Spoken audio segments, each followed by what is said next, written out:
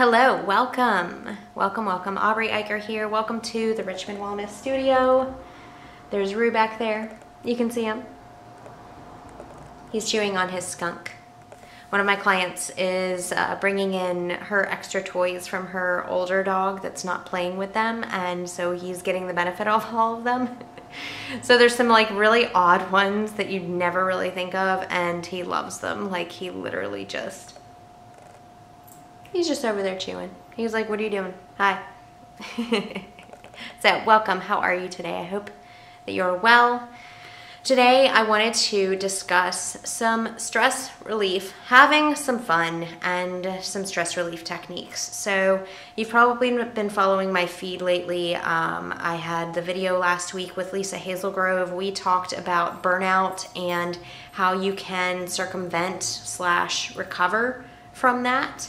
And this is kind of sort of an offshoot from that, but it's not necessarily about burnout per se. It's more about when life is just kind of crazy, how do you de-stress? And I kind of have that going on personally right now, so I just wanted to speak to that and just give my real life experience, story, etc., and how I am managing and traversing this little season of my life, as interesting as it is. So, welcome. So we all know that tough circumstances and situations arise. Like, they just do. We shouldn't expect them, I should say. Not walk around waiting for the other shoe to drop, if you will. Like if things are going good, then you're waiting for like, oh no, when's the shoe gonna drop kind of thing. Like that's not necessarily, at least not the way that I wanna live. You can live that way, it's perfectly fine. But a more enjoyable way would be to not expect those things and not look for those things, but actually look for the good things. But in the same token, we're all still going to have to deal with all of the things that life throws at us. So my current story, you guys probably saw the video recently of Brian and I navigating our transition of relationship. And that also brings along with it logistics of living situation and, you know, I'm looking at like, okay, how am I going to decorate? What else am I going to do here? Like all of that kind of stuff, and really truly like recreate my own space, which that part of it is exciting, but the other part, the stressful part, is just kind of like the logistics of moving and navigating that and feeling all the emotions around it and going through that. And how many of us know that emotional situations like that are stressful? Like it is actually physically taxing on the body. So I've got that going on. I've also got things going on with my mom. Her fiance is very, very sick. Y'all probably saw my video recently about that as well. So there's another pocket situation over here that I'm taking care of. I am her guardian, and so I have responsibility over her, and I can say whether she like visits him or not, and I have to basically parent and figure out the right way to go in that situation, and that's not easy, to say the least. So that's another thing on the books. Aside from that, work has been really busy, which is a good stressor to me. Like it's a very exciting thing. You guys have probably noticed that I really enjoy my work. I thoroughly enjoy the creative business aspect of it and figuring out ways to help more people and to really expand our reach as Richmond Wellness and that kind of stuff, and spreading our message and spreading our care and all of that stuff. So that's not necessarily a bad stressor, but still it's long hours, it's long days, and you know, combining that with emotional stress is kind of like, woo, okay, take a break.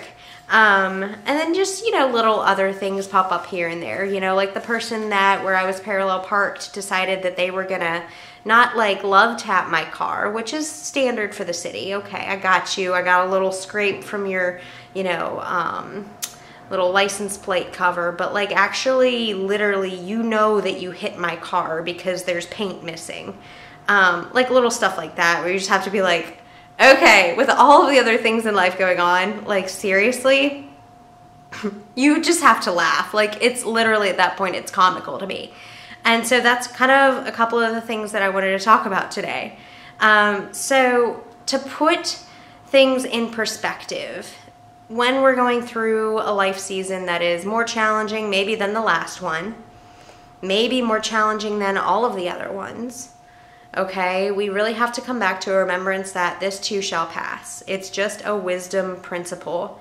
We can look back on our lives and say, okay, yeah, I remember that time whenever I thought that that was the end of the world, and here I am a couple of years later, and it wasn't.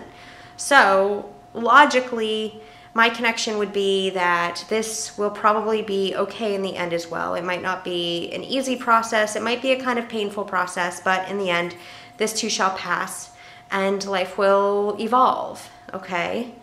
So there were two things that I wanted to share. For me in my life, I've always been this introspective, like asking questions to myself and going within me and just learning how I can respond to all of the things around me. And I remember one time specifically, I was literally, I can envision myself within my bedroom at the time. I was 13 years old, and I was really distraught over a lot of different circumstances in my life, of which I will not go into today.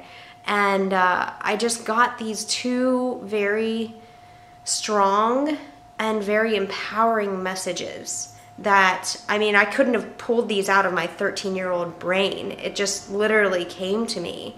And number one was, there are people out there in the world who are suffering more than you, or have it worse than you, however you'd like to say that. And number two, your story, your journey traversing through this, trekking through this, is gonna help other people someday.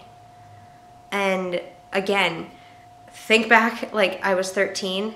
You can't just like pull that out of nowhere at 13. Like I didn't see that on TV. I wasn't like watching something inspirational. Like it literally just came from that place of like, I was like, please, I need guidance. I need some type of something to help me through this. And those were the messages that I got, and they've stuck with me over the years. And something that has been really cool, so this year I'm celebrating my 30th birthday, is since then I've been learning how to enjoy myself within the process. So what do you mean by that, Aubrey? What I'm saying is like learning how to laugh off like the small or the funny stuff, like somebody bumping my car. Like it's not crazy. It's not convenient. It's kind of rude. I'm angry. They didn't leave a note. But it's not the end of the world. You know, it really puts things in perspective for me.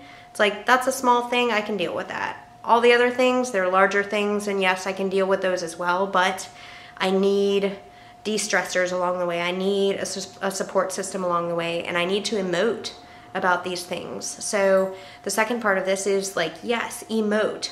Find ways to express what's going on within you in these situations, but at the same time, I don't want you to camp out there. Like, don't dwell, okay?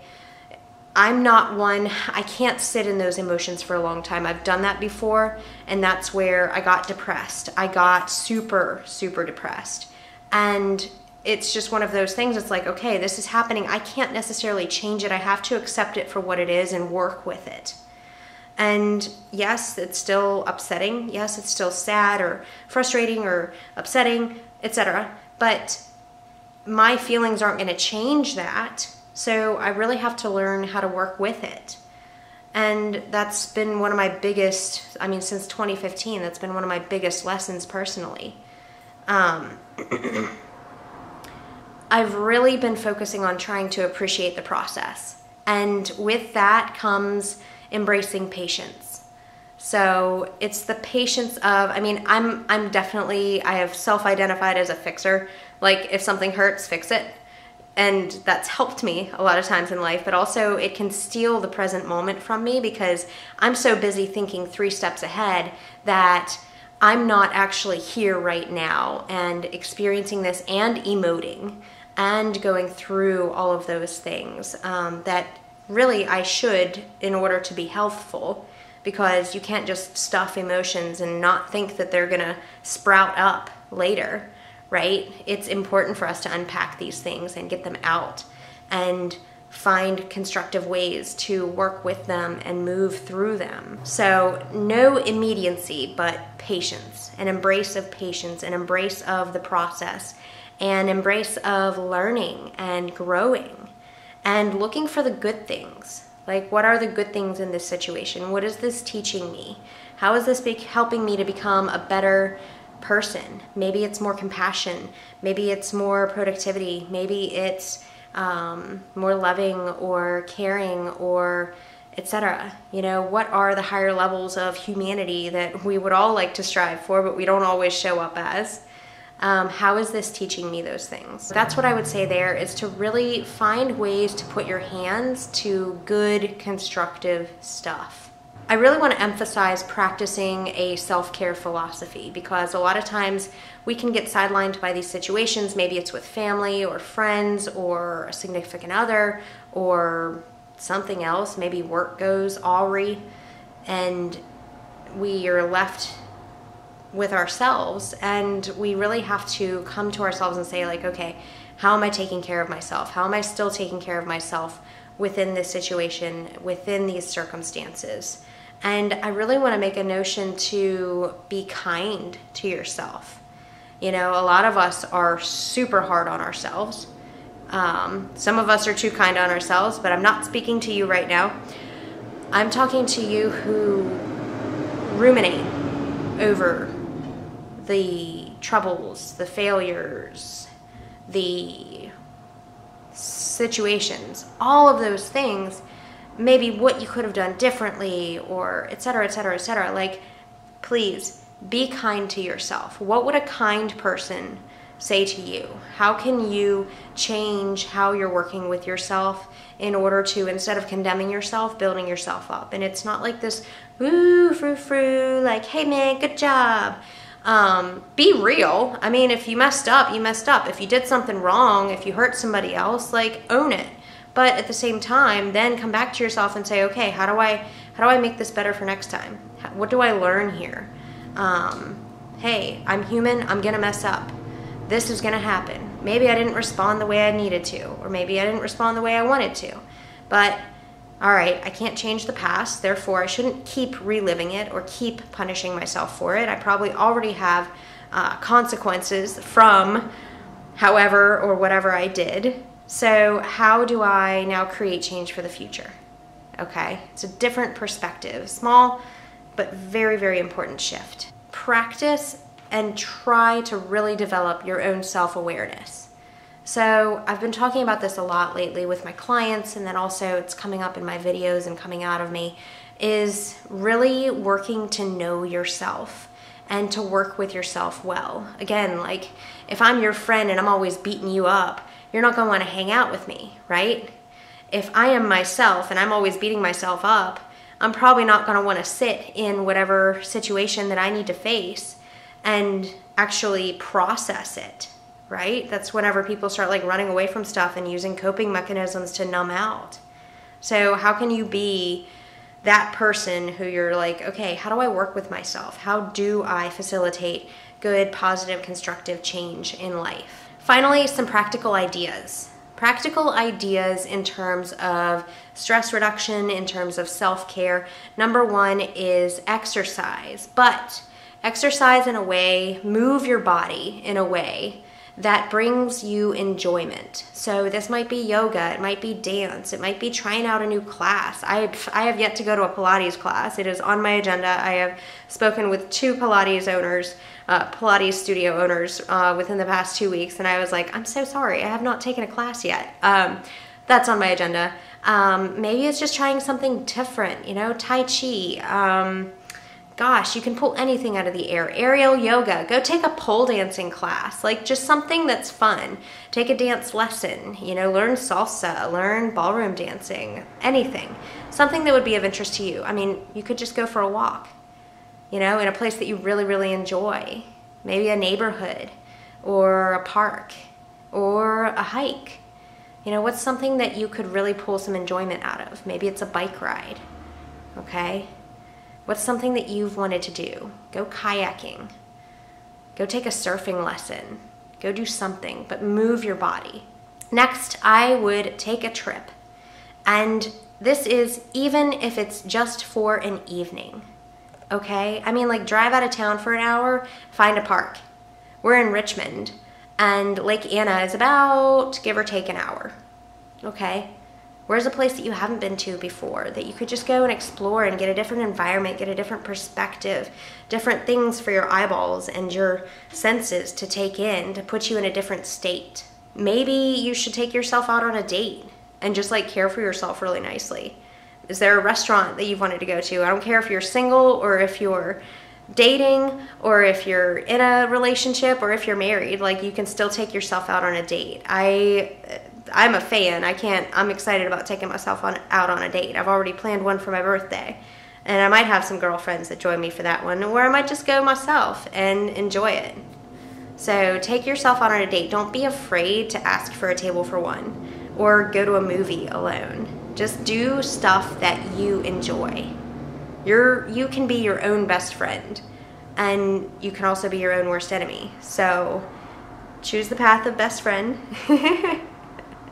particularly whenever life is going a little roughly, okay, some bumps in the road, and do things that you know that you enjoy or that you would like to explore into. And finally, also follow through, plan and follow through on time with friends. A lot of times when life hits us, we can isolate, and that's not always the best plan. Balance is a key here.